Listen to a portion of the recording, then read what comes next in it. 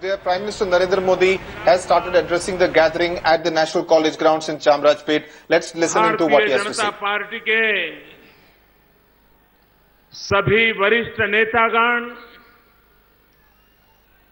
भिन्न भिन्न राज्यों से आए हुए सभी आदरणीय मुख्यमंत्रीगण और विशाल संख्या में पधारे हुए प्यारे भाइयों और बहनों,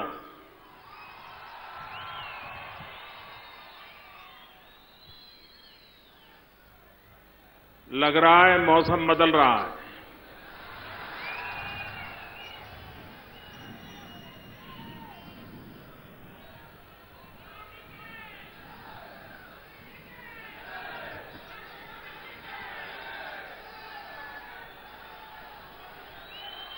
मैं कर्नाटक भारतीय जनता पार्टी का अभिनंदन करता हूं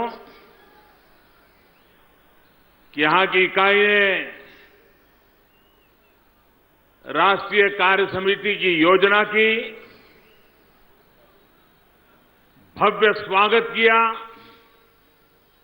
उत्तम व्यवस्थाएं की और आज कर्नाटक के नागरिकों के साथ बातचीत करने का अवसर भी मिल गया। प्रधानमंत्री बनने के बाद मैं पहले भी कर्नाटक में आया हूं। आज फिर एक बार मुझे आपके बीच आने का अवसर मिला है।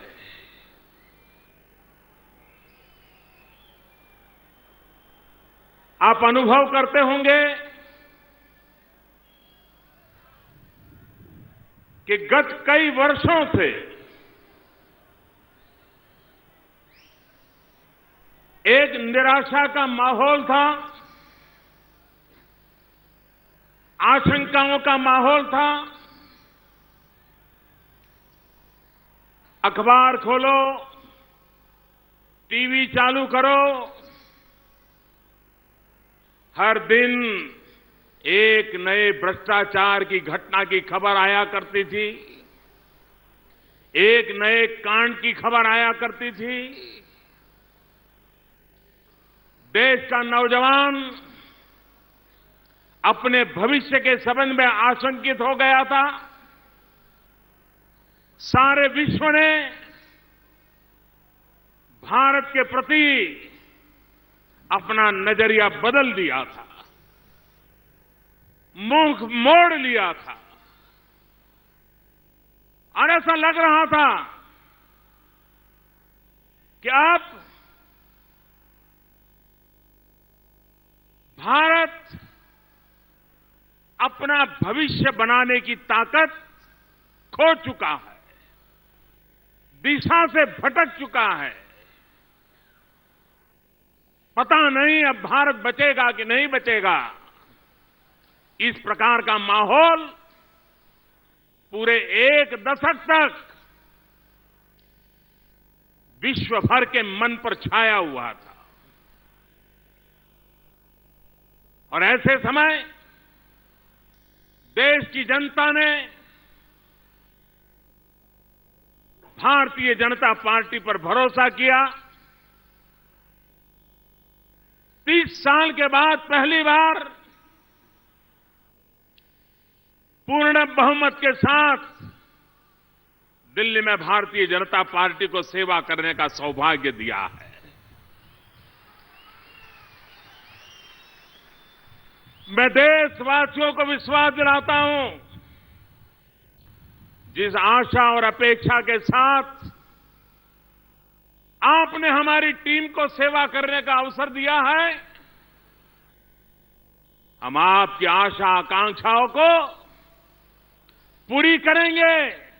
आपकी सर आशा आकांक्षाओं के मानदंड पर खरे उतरेंगे, ये मैं आज विश्वास दिलाता हूं आपको। मैं 10 महीने के अनुभव से कह सकता हूं, इस देश को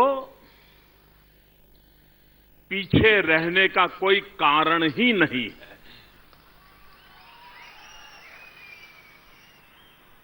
ऐसा कोई कारण नहीं है कि हम पिछड़ जाएं। ऐसा कोई कारण नहीं है कि हम विकास की गति में उल्टी गिनती की ओर चल पड़े। कोई कारण नहीं है। और 10 महीने में हमने अनुभव किया है। अगर देश के कोटि कोटि जनों के आशीर्वाद हो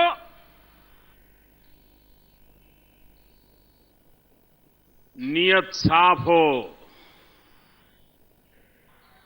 तो निर्णय भी सही होते हैं और नतीजे भी सही होते हैं।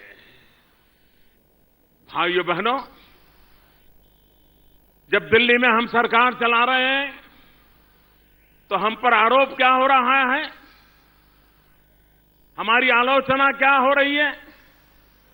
हमारी आलोचना एक ही हो रही है। उछल उछल करके यही बताया जाता है ये तो हमारे जमाने से था, ये तो पहले हमने भी सोचा था, ये तो पहले हमने भी किया था। भाइयों बहनों, हो सकता है कुछ बातों में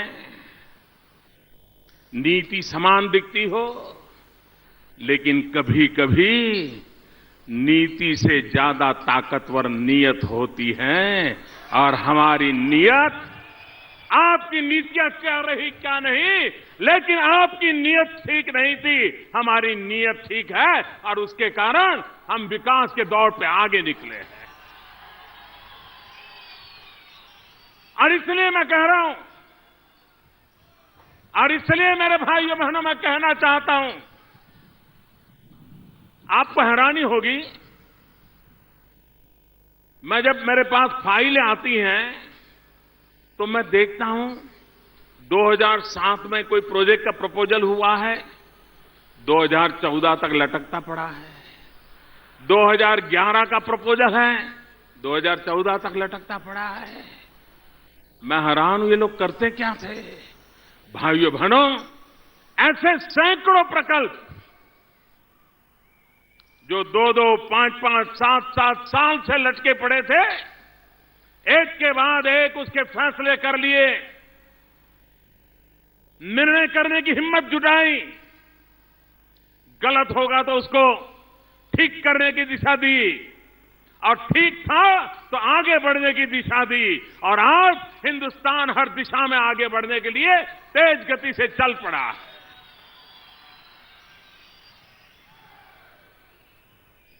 कुछ लोग हमें टोने मारते रहते थे, मोदी जी चुनाव में तो काले धन की बड़ी बातें करते थे, कहां है काला धन? काला धन कब आएगा? काला धन आएगा कि नहीं आएगा? ऐसा झूठ चलाया भाइयों बहनों, क्योंकि उन्हें मालूम था, वो इतना चीखना चाहते थे, इतना चिल्लाना चाहते थे कि सत्य की आवाज दब जाए। लेकिन सत्य की आवाज कभी दबती नहीं है। समय आने पर वो अपनी पूरी ताकत के साथ मुखर हो जाती है। और आपने देखा होगा, सरकार बनने के बाद पहली कैबिनेट मीटिंग में क्या निर्णय किया? 3 साल से दिल्ली में बैठी सरकार सुप्रीम कोर्ट के कहने के बावजूद भी काले धन के संबंध में निर्णय करने को तैयार नहीं थी, एसआईटी बनाने को तैयार नहीं थी। हमने आते ही पहली कैबिनेट के अंदर एसआईटी बनाने का निर्णय कर लिया और एसआईटी ने काम शुरू कर दिया। सुप्रीम कोर्ट में लगातार एसआईटी अपना रिपोर्ट दे रही है, कानूनी कार्रवाई चल रही है।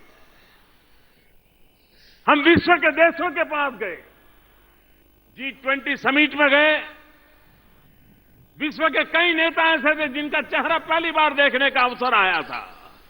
मैं नया था, लेकिन मुझे पता था मोदी भले नया हो, अनुभव कम हो, लेकिन देश चिर पुरातन है। 125 करोड़ देशवासियों की ताकत है। और मैंने विश्व के देशों के साथ आंख में आंख मिलाकर के कहा कि हम काले धन के खिलाफ लड़ाई लड़ रहे हैं, आप सारे दुनिया के देश हमारे साथ खड़े हो जाइए, हमारी मदद कीजिए, हमें जानकारी दीजिए। और G20 समिट में दुनिया के ताकतवर देशों ने भारत की इस बात को माना, प्रस्ताव स्वीकार किया। हमने वैश्विक फलक पर भी प्रयास किया। और अब संसद में जब बजट सत्र आया तो हमारे वित्त मंत्री जी ने, श्रीमान अरुण जेटली जी ने बजट भाषण के अंदर वित्त विधेयक के हिस्से के रूप में काले धन के खिलाफ कड़े से कड़ी कार्रवाई करने के लिए कानून लाने का देश की जनता के सामने विश्वास प्रकट किया। और इसी पार्लियामेंट सत्र के पहले दौर में काले धन के खिलाफ कड़ी से कड़ी कार्रवाई का कानून प्रस्तुत कर दिया गया। भाइयों बहनों, बिल पार्लियामेंट में ला दिया गया। और आज आपने देखा होगा,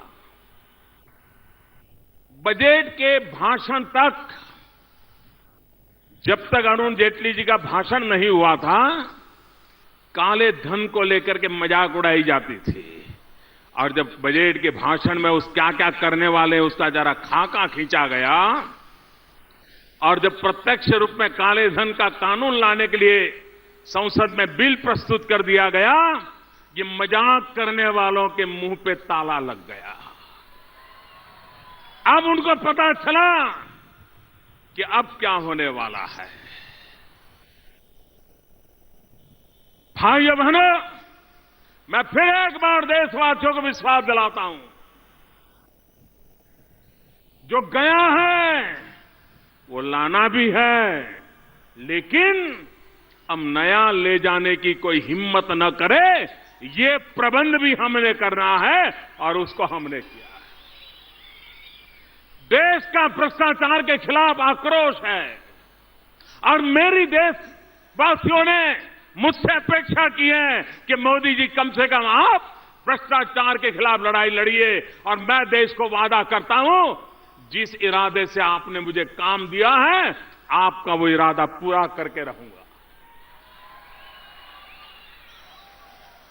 आप देखिए, कोयला, जब पार्लियामेंट के चुनाव के वर्षों में हम कोयले की चर्चा करते थे, चुनाव सभाओं में बोलते थे, तो कई लोग हमारी मजाक उड़ाते थे। सरकार में उस समय जो लोग बैठे थे वो तो कहते थे ये बढ़ चढ़ करके आंकड़े दिए जाते हैं, सब झूठे हैं, फालतू है। और आंकड़ा इतना बड़ा था, 1,76,000 करोड़, 1,76,000 करोड़। ये आंकड़ा इतना बड़ा था कि आंकड़ा भी लोगों को भारी लगने लगा था। तो लोग भी कहते थे नहीं यार, हुआ तो होगा, लेकिन इतना नहीं हुआ होगा। ये खा तो गए होंगे, ले तो गए होंगे, लेकिन इतना थोड़ा ले जाते हैं। ये रकम इतनी बड़ी थी कि देशवासियों को इस चोरी के माल पर भी शक होने लगा था कि शायद इतना नहीं होगा। लेकिन भाइयों बहनों, आपने जो सरकार बनाई, जिसने कोयले में हाथ डाला, पहले कोयले में हाथ डाला था तो तिजोरियां भरने लग गई थी लोगों की। हमने कोयले में हाथ डाला, कोयले को हीरा बना करके देश के सामने समर्पित कर दिया है। भाई, देशवासियों को हमने समर्पित कर दिया। सुप्रीम कोर्ट ने भ्रष्टाचार की शिकायत को रहते अनाप शनाप अपने यार दोस्तों को कोयले की खदानों का आवंटन करने के कारण 204 खदानों को सुप्रीम कोर्ट ने रद्द कर दिया। हमारी सरकार नहीं थी, सितंबर में अचानक ये निर्णय आया और हालत ऐसी थी कि 31 मार्च के पहले हम एक के बाद एक फैसले न करते तो देश के बिजली के कारखाने बंद हो जाते, देश अंधेरे में डूब जाता, 1 किलोग्राम कोयला मिलना मुश्किल हो जाता। ये परिस्थिति पैदा हो गई, उनके पाप के कारण पैदा हुई, लेकिन हम हिम्मत नहीं हारे। कठिनाई थी, कोयले में हाथ लगाना मतलब बेआबरू होना निश्चित था, लेकिन नीयत साफ थी मेरे भाइयों बहनों, नीयत साफ थी। हमने हिम्मत की, कोयले में हाथ लगाया और इस संकल्प के हाथ लगाया, अब कोयले को हीरा बना करके छोड़ेंगे। और आज भाइयों बहनों हमने करके दिखाया। अभी 204 में से सिर्फ 20 खदानों का ऑक्शन किया है, 20 का, ओनली 20 आउट ऑफ 204, और 20 का ऑक्शन कर करके 2 लाख करोड़ से ज्यादा रकम देश के खजाने में आए हैं 20 में से। अब बताइए, 204 में 1,74,000 करोड़ की शिकायत थी, सिर्फ 20 में 2 लाख करोड़ आ गए, तो 180 का जब होगा तब कितनी बड़ी रकम देश की तिजोरी में जमा होगी, 125 करोड़ देशवासियों के पास पहुंचेगी। आप कल्पना कर सकते हो भाइयों। मुद्दा नीयत का है और हमारी नीयत साफ है, और उस साफ नीयत का कारण है कि हम देश को आगे बढ़ा रहे हैं।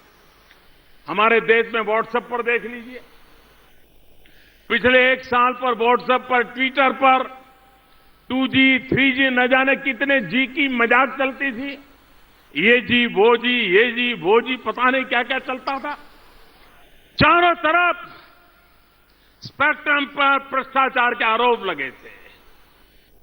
हमने स्पेक्ट्रम ऑक्शन कर दिया, स्क्रीन पर मीडिया के लोग बैठ करके देखते थे कि ऑक्शन कैसे हो रहा है, और सप्ताह भर चलता रहा ऑक्शन। और भाइयों बहनों, हिंदुस्तान ने कभी कमाया नहीं था उससे ज्यादा, 1 लाख करोड़ से भी ज्यादा ऑक्शन के अंदर आज हिंदुस्तान की तिजोरी में पैसा आ गया। भाइयों बहनों, अगर नीयत साफ हो, ईमानदारी के साथ देश के सामान्य मानवी की आशा आकांक्षाओं को पूर्ण करने के लिए अगर हिम्मत के साथ कदम उठाए जाए तो देश को प्रगति से कोई रोक नहीं सकता है। ये हमने अनुभव किया है भाइयों बहनों, और हम करते चले जा रहे हैं। छोटी चीज से लेकर के बड़ी चीज तक हमें देशवासियों पर भरोसा है। हम देशवासियों पर भरोसा कर करके आगे बढ़ रहे हैं। देश ने पहली बार एक नए प्रकार का रेल बजट देखा है। कल्पना ही नहीं थी देश को कि ऐसा भी कोई रेलवे बजट हो सकता है क्या। नहीं तो पहले रेलवे बजट क्या हुआ करता था, एमपी अपने अपने इलाके में रेलवे की सुविधा को लेकर के चिट्ठियां लिखते थे कि ये ट्रेन बढ़ा दो, इधर डिब्बा बढ़ा दो, इधर सीटें बढ़ा दो, यहां स्टॉपेज बढ़ा दो, यहां प्लेटफॉर्म पर ये व्यवस्था कर दो। ये जो एमपी चिट्ठियां लिखते थे, रेलवे मिनिस्ट्री उसका कंपाइलेशन करती थी, और ये एमपी की चिट्ठियों के कंपाइलेशन में से 10-15%, 20%, 25%, 30% जो हो सकता था उसको लिख करके देते थे, उसको रेलवे का बजट माना जाता था। रेलवे बजट यानी इतनी ट्रेन आएगी, इतने डिब्बे आएंगे, इतने स्टॉपेज आएंगे। पहली बार देश के सामने आने वाले 10 साल में रेलवे कहां होगी। अगर गोवा पीछे रहेगा तो हिंदुस्तान कहां से आगे बढ़ेगा, बिहार पीछे रहेगा तो हिंदुस्तान कहां से आगे बढ़ेगा, बंगाल पीछे रहेगा तो हिंदुस्तान कहां से आगे बढ़ेगा। और इसलिए भारत को आगे बढ़ाना है तो राज्यों को भी ताकतवर बनाना चाहिए, राज्यों को भी ताकत देनी चाहिए। उस दिशा में हम काम कर रहे हैं। और भाइयों बहनों, हम निर्णय कैसे करते हैं मैं नहीं जानता हूं। कर्नाटक के अखबारों में ये चीजें आई है कि नहीं आई है, कर्नाटक सरकार ने इन चीजों का स्वागत किया है कि नहीं किया है, लेकिन आपको जन करके खुशी होगी, पक्की खुशी होगी भाइयों। पहले 13th फाइनेंस कमीशन में पिछले वर्ष कर्नाटक को क्या मिला था? कर्नाटक को 14,600 करोड़ रुपीज मिला था 13th फाइनेंस कमीशन में। हमारी सरकार आने के बाद 14th फाइनेंस कमीशन में कर्नाटक सरकार को 14,600 करोड़ से जंप लगा करके 24,800 करोड़ रुपीज देने का तय किया। 60 साल की यात्रा में 14,000 करोड़ पहुंचे थे, हमने एक साल में 24,000 करोड़, करीब करीब 25,000 करोड़। कितना बड़ा, क्योंकि हम राज्यों पर भरोसा करना चाहते हैं। हम चाहते हैं कि राज्य इन पैसों का उपयोग ढांचागत सुविधाएं, इंफ्रास्ट्रक्चर, विकास की पक्की नींव, इन कामों के लिए रुपयों का उपयोग करे। इस आशा और अपेक्षा के साथ दिल्ली की तिजोरी हमने खाली कर दी है। और हमें रखना भी किसके लिए है भाई? हमने उसमें से निकालना तो है नहीं कुछ। हमने राज्यों पर विश्वास किया है। पिछली 13th फाइनेंस कमीशन के 5 वर्ष दरमियान 2010 से 2015 कर्नाटक को 61,600 करोड़ रुपीज मिले थे 5 साल में। नेक्स्ट 5 ईयर में क्या मिलेगा? 61,700 करोड़ से नेक्स्ट 5 ईयर में जंप लगेगा 1,83,500 करोड़ रुपीज, यानी करीब करीब 197% इजाफा, करीब करीब 200% इजाफा। कभी किसी ने सोचा नहीं होगा कि दिल्ली यहां सरकार किस दल की है, मुख्यमंत्री कौन है, दल क्या है, सरकार कैसी चलती है, ऐसी तराजू के आधार पर नहीं, राष्ट्र का कल्याण कैसे हो, सबको साथ, सबका विकास का मंत्र लेकर के कैसे चले, दल से बड़ा देश होता है। इन सपनों को पूरा करने की दिशा में हमने प्रयास किया है। भाइयों बहनों, भारत तब तक आगे नहीं बढ़ता जब तक हिंदुस्तान का गांव आगे नहीं बढ़ता। जब तक गांव आगे नहीं बढ़ेगा, जब तक किसान के जीवन में बदलाव नहीं आएगा। और इसलिए किसान को समस्याओं से मुक्त कैसे करना, किसान को ताकतवर कैसे बनाना, टुकड़े फेंक करके हमने कभी किसानों का भला नहीं हुआ है, मानना पड़ेगा। किसानों के लिए एग्रीकल्चर सेक्टर में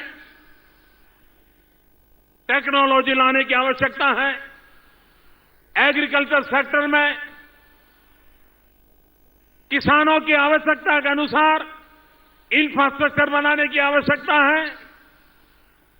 किसानों को भी गांव में पक्का रोड चाहिए, किसानों को भी खेत में पानी चाहिए, किसान को भी घर में 24 घंटे बिजली चाहिए, किसान के यहां मजदूरी करने वाले गरीब को भी रहने के लिए अपना घर चाहिए। भाइयों बहनों, क्या गांव में रहने वाले व्यक्ति को ये सुविधाएं मिलनी चाहिए कि नहीं मिलनी चाहिए? बेंगलुरु शहर में रहने वाला कोई व्यक्ति इस बात से इनकार नहीं करेगा कि जो सुख सुविधा हमें मिलती है, ऐसी सुविधा गांवों में भी आनी जरूरी है। 60 साल तक हमने गांवों को अन्याय किया है। किसानों को अन्याय किया, उसे मजबूरी में जीने के लिए नीतियां ऐसी बनाई है। आप जानते होंगे भाइयों बहन, मैं धरती पर लोगों के बीच जीने वाला इंसान, मैं आसमान से टपका हुआ इंसान नहीं हूं। गरीबों के बीच, किसानों के बीच, गांव वासियों के बीच बचपन गुजारते गुजारते आज यहां आया हूं और इसलिए उनके दुख दर्द को भली भांति समझता हूं। आज मुझे मालूम है भाइयों बहनों, मैंने ऐसे गरीब किसान देखे हैं जिन्होंने बेटे को चपरासी की नौकरी मिल जाए, जमीन है 2 बीघा 5 बीघा जमीन है उसके पास, लेकिन बेटे को कहीं चपरासी की नौकरी मिल जाए, कहीं ड्राइवर जी सीख ले, कहीं ड्राइवरी की नौकरी मिल जाए, इसलिए रिश्वत देने के लिए अपनी 2 बीघा 5 बीघा जमीन में से एक टुकड़ा जमीन बेच करके उन पैसों को ला करके रिश्वत दे करके बेटे को चपरासी बनाने के लिए वो मजबूर होता था। किसान की जमीन कैसे गई, कहां गई? बेटे को चपरासी की नौकरी देने के लिए, जमीन बेचने के लिए हमारी सरकारों ने इसे मजबूर किया। क्या इन किसान को रक्षा मिलनी चाहिए कि नहीं मिलनी चाहिए? इस किसान का भला होना चाहिए कि नहीं होना चाहिए? और इसलिए भाइयों बहनों, हमारी पहली कोशिश है प्रधानमंत्री कृषि सिंचाई योजना के द्वारा किसान को पानी मिले। हमारी दूसरी योजना है उसकी जमीन की रक्षा हो। आज उसकी जमीन इतनी बर्बाद हो चुकी है कि जितनी पैदावार होनी चाहिए होती नहीं है। उसकी जमीन समृद्ध कैसे हो, उसकी जमीन बीमारी से मुक्त कैसे हो, दवाइयां डाल डाल करके, फर्टिलाइजर डाल डाल करके अज्ञान के कारण जो फसल हो नहीं सकती, ऐसी फसल डालने के कारण उसकी जमीन तबाह हो गई है। हमने सॉइल हेल्थ कार्ड निकाला है। उस सॉइल हेल्थ कार्ड के द्वारा किसान, जैसे हम लोग बीमार होते हैं तो डॉक्टर पहले कहता है कि जरा लेबोरेटरी में जाकर के ब्लड टेस्ट करवा के आओ, ब्लड की रिपोर्ट निकाल के लाओ। जैसे मनुष्य के शरीर का हेल्थ कार्ड होता है, वैसे ही ये धरती माता का भी हेल्थ कार्ड होता है। भारत मां की जय बोलने वाले हम लोगों के लिए ये भारत माता का, ये धरती माता का, ये पृथ्वी माता का, ये किसान जहां से अपनी गुजारा करता है, जो किसान हम सबका पेट भरता है, वो मां बीमार तो नहीं है, वो धरती माता बीमार तो नहीं है। पूरे देश में ये सॉइल हेल्थ कार्ड का परीक्षण करके किसानों को सही मार्गदर्शन मिले। अरबों खरबों रुपया खर्च करके किसान की जमीन को ताकत देने का हमने का अभियान उठाया है। भाइयों बहनों, सही बीज मिले, उपयुक्त जमीन रहे, आवश्यक पानी मिले, अगर इतना कर लेंगे तो मेरे देश के किसान में ताकत है। वो पत्थर पे लात मार करके सोना पैदा कर सकता है, ये ताकत है। हमारे किसान की जो ताकत है, वो ताकत को हम पहचानते हैं, उसे मजबूती देने का हमारा प्रयास है। जो फसल पैदा होती है उसको सही मार्केट मिले, उस दिशा में हमारा प्रयास, वैल्यू एडिशन हो। आज देश का पशुधन खत्म हो रहा है और मैं हैरान हूं, जो लोग किसान की जमीन की चिंता के लिए बड़े बड़े आंदोलन चलाने के लिए निकल पड़े हैं, राजनीतिक रोटियां पकाने के लिए निकले हैं, उन्हें यह मालूम नहीं है कि किसान के जीवन में अगर जमीन जितना दुखदायक है, उतना ही अगर पशुधन गांव से खत्म हो जाएगा तो गांव का पूरा अर्थ कारण खत्म हो जाने वाला है।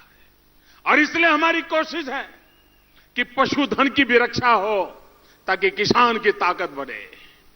भाइयों बहनों, हम कृषि क्षेत्र के विकास के लिए कृषि विकास को 3 हिस्सों में बांटना चाहते हैं। 1/3 जो परंपरागत वो खेती करता है उसको आगे बढ़ाना, आधुनिक कैसे करना, टेक्नोलॉजी का कैसे उपयोग करना और प्रति हेक्टर ज्यादा पैदावार कैसे बढ़े, पैदावार की मूल्य वृद्धि कैसे हो। 1/3 खेत में ही वृक्षों की खेती, ट्री प्लांटेशन। हमारे यहां 2 किसान अड़ोस पड़ोस में होते हैं और डिमार्केशन के लिए बाड़ लगाते हैं। ये किसान की 2-2.5 फुट जमीन खराब होती है, उस किसान की 2 मीटर 1.5 मीटर जमीन ऐसे ही बेकार जाती है। ये तेरी खेती, ये मेरी खेती, उसी के कारण अगर ये बाड़ निकाल करके पेड़ लगा दिए जाए डिमार्केशन के लिए, वो पेड़ उसको जीवन में काम आएंगे और जमीन उपयुक्त ज्यादा होगी, ज्यादा जमीन मिलेगी। देश में कल्पना नहीं इतनी जमीन ये डिमार्केशन में बर्बाद होकर के पड़ी है। हम पूरा लैंड रिकॉर्ड को रिफॉर्म करके किसान की जमीन किसान को वापस मिले, इसका बड़ा अभियान चलाना चाहते हैं। ये झूठ फैलाने वालों को मालूम नहीं है किसान की रक्षा कैसे हो। और तीसरा काम, पोल्ट्री का काम हो, दूध का काम हो, मत्स्योद्योग का काम हो, खेती के साथ ये काम में बढ़ावा मिले ताकि मेरे देश के किसान को कभी पीछे मुड़ करके देखना न पड़े। भाइयों बहनों, हिंदुस्तान हमारा तिरंगा, तिरंगे झंडे में 3 रंग है और एक चौथा अशोक चक्र है ब्लू कलर का। एक प्रकार से चतुरंगी है हमारा राष्ट्र ध्वज। हम ये चतुरंगी क्रांति करना चाहते हैं। हरा कलर देश में सेकंड ग्रीन रिवॉल्यूशन, और मैं देख रहा हूं हिंदुस्तान के पूर्व के राज्य हैं जहां विपुल मात्रा में जल के भंडार हैं, वहां पर देश सेकंड ग्रीन रिवॉल्यूशन का नेतृत्व करेगा। बिहार हो, उड़ीसा हो, बंगाल हो, आसाम हो, ये राज्य सेकंड ग्रीन रिवॉल्यूशन का नेतृत्व करेंगे। सफेद रंग दूध क्रांति, मिल्क रिवॉल्यूशन, पशुपालन, पशु की रक्षा। Saffron colour, saffron revolution. Saffron colour ये ऊर्जा का कलर है।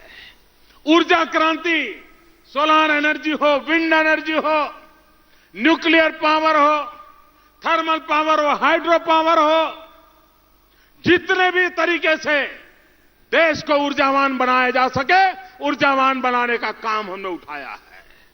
और चौथा कलर ब्लू, ब्लू रिवॉल्यूशन, हमारी सामुद्रिक शक्ति, समुद्र के अंदर जो सामर्थ्य पड़ा है, पेट्रोलियम हो, गैस हो, मत्स्य उद्योग हो, सामुद्रिक यातायात का मार्ग हो, एक हम ब्लू रिवॉल्यूशन करना चाहते हैं ताकि देश के समुद्री तट के राज्य एक नई आर्थिक क्रांति का धरोहर बन जाए। भारत का तिरंगा झंडा राष्ट्र के विकास के लिए हमें प्रेरणा देता है और उन्हीं 4 रंगों से चतुर्रंगी क्रांति के साथ हम एक देश को नई ऊंचाइयों पर ले जाना चाहते हैं। मेरे नौजवान, हमारी कोशिश है जिस देश के पास 65% जनसंख्या 35 साल से कम उम्र की हो, अगर उन नौजवान के हाथ में हुनर हो, उस नौजवान के हाथ में काम करने का अवसर हो, तो भारत का नौजवान भारत का भाग्य विधाता बन सकता है। और इसलिए मेरे भाग्य विधाता, मेरे नौजवान साथियों, हमने मेक इन इंडिया का अभियान चलाया है। कच्चा माल हम निर्यात क्यों करें, कारखाने यहां क्यों न लगे, आयरन ओर बाहर क्यों जाना चाहिए? अगर आयरन ओर हमारा है तो स्टील का कारखाना यहां क्यों ना हो? स्टील का कारखाना यहां हो तो युद्धपोत यहां क्यों न बने, टैंक क्यों न बने, डिफेंस के अंदर हिंदुस्तान का नौजवान क्यों नई ताकत के साथ खड़ा ना हो जाए? भाइयों बहनों, मेक इन इंडिया। कल मैं रिजर्व बैंक में गया था। मैंने रिजर्व बैंक वालों को कहा, मैंने कहा भाई आपके लिए भी मेरा मेक इन इंडिया का कार्यक्रम है। वो चौंक गए। मैंने कहा मैं चाहता हूं अब हिंदुस्तान का बना हुआ कागज हो, उसी कागज पर हमारी करेंसी की नोट छपनी चाहिए। कागज भी हमारा, इंक भी हमारी, करेंसी भी हमारी और खर्च करने वाला देश का नागरिक भी हमारा।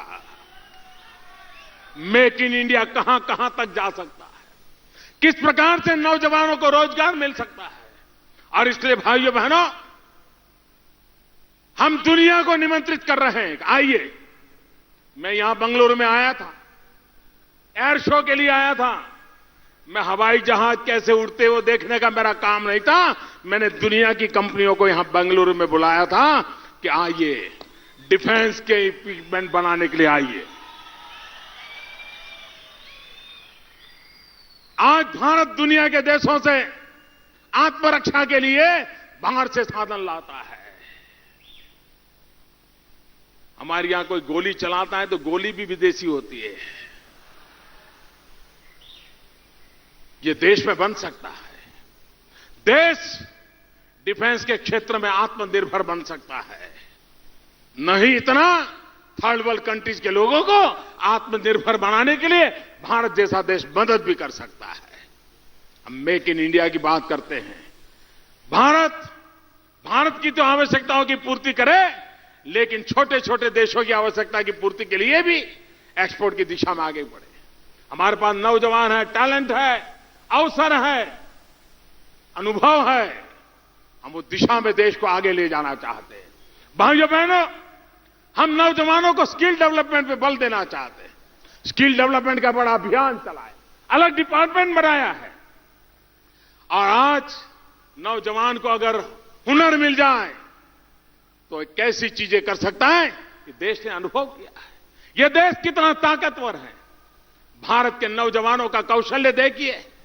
मंगलायन, दुनिया में कम से कम खर्चे में हम मंगल पर पहुंचे हैं। बंगलुरु में ऑटो रिक्शा में बैठोगे ना तो 1 किलोमीटर जाना है तो 10 रुपया खर्चा लगता है। मंगलायन जाने का खर्चा 1 किलोमीटर सिर्फ 7 रुपया आया है। यह हमारे नौजवानों का कौशल्य है। यह हमारे नौजवानों की ताकत है। जिस देश के नौजवानों के पास यह सामर्थ्य हो, बुद्धि हो, प्रतिभा हो, वो देश का रूप रंग बदल सकते हैं। और इसलिए मेक इंडिया के द्वारा, स्किल के द्वारा, डिजिटल इंडिया के द्वारा देश के नौजवानों के माध्यम से एक नए भारत का निर्माण करने का हमारा सपना है। मुझे विश्वास है मेरे देशवासियों, गांव गरीब के लिए एक के बाद योजना लेकर के हम चले। आपने देखा होगा, अभी हमारे राष्ट्रीय अध्यक्ष प्रधानमंत्री जनधन योजना की बात बता रहे थे, लेकिन उससे मैं आगे बताना चाहता हूं। गैस सिलेंडर, उसकी सब्सिडी अब सीधी बैंक के खाते में नागरिकों के पास चली जा रही है। आप हैरान होंगे, पहले इतने चेक फटते थे जो इंसान कभी पैदा नहीं हुआ, जो बोतल का कभी मैन्युफैक्चर नहीं हुआ सिलेंडर का, जिस सिलेंडर में कभी गैस भरा नहीं गया, उसकी भी सब्सिडी जाती थी। कितनी चोरी होती होगी। हमने डायरेक्ट कैश ट्रांसफर कर दिया है। 8,000 करोड़ रुपया नागरिकों के खाते में जमा कर दिए हैं और उसके कारण बहुत बड़ी मात्रा में लीकेज को रोक दिया है। भाइयों बहनों, हमने मुद्रा बैंक लाए हैं। आपने कभी सोचा है कि सब्जी बेचने वाले का भी कोई सोच सकता है? दूध बेचने वाला, अखबार बेचने वाला, ऑटो रिक्शा चलाने वाला, रोजमर्रा की पकौड़े भाजी बना करके बेचने वाला, ऐसे छोटे छोटे व्यापारी, 6 करोड़ से ज्यादा ऐसे लोग देश की इकोनॉमी को चलाते हैं। गरीब होते हैं, बेचारे साहूकार के पास पैसे लेकर के ब्याज और कर्ज में मर जाते हैं। हमने एक नई बैंक बना रहे हैं। इन छोटे छोटे लोगों को, जिनको कोई पूछता नहीं था, उनको ये सरकार पूछेगी मेरे भाइयों बहनों, उनका हाल पूछेगी, उनका हाल सुधार करेगी।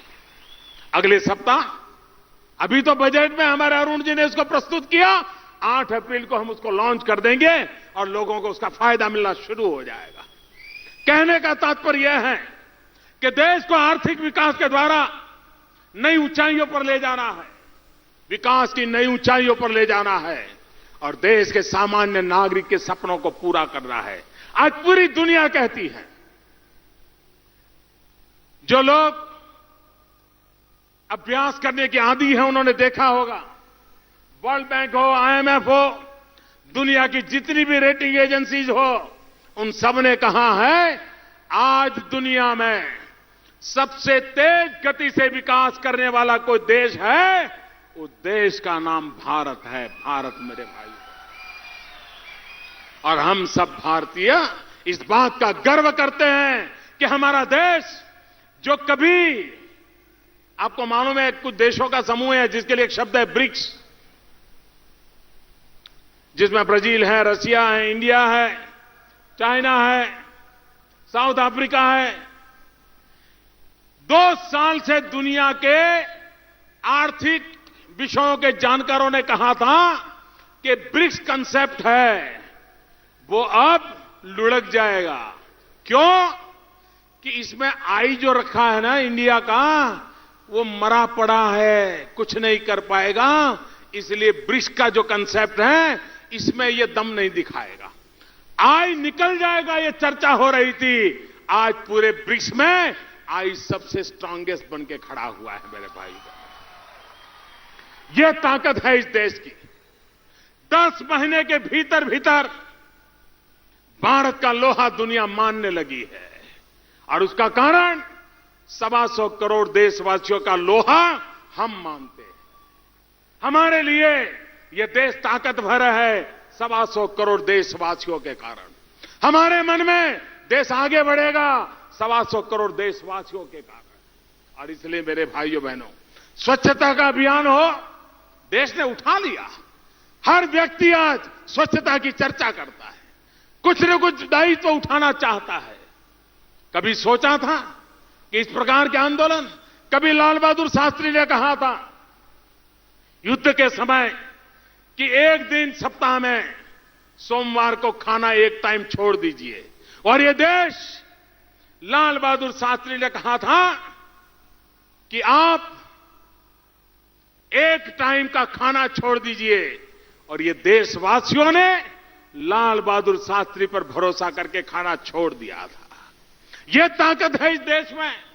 भाइयों बहनों, 1 महीने पहले हल्की फुल्की आवाज में, बहुत जोरों से नहीं, योजना के तहत नहीं, सहज रूप से हमने लोगों के सामने एक बात रखी थी, कुछ यार दोस्त परिचितों के बीच में रखी थी। हमने कहा भाई, हम अगर आर्थिक रूप से संपन्न है,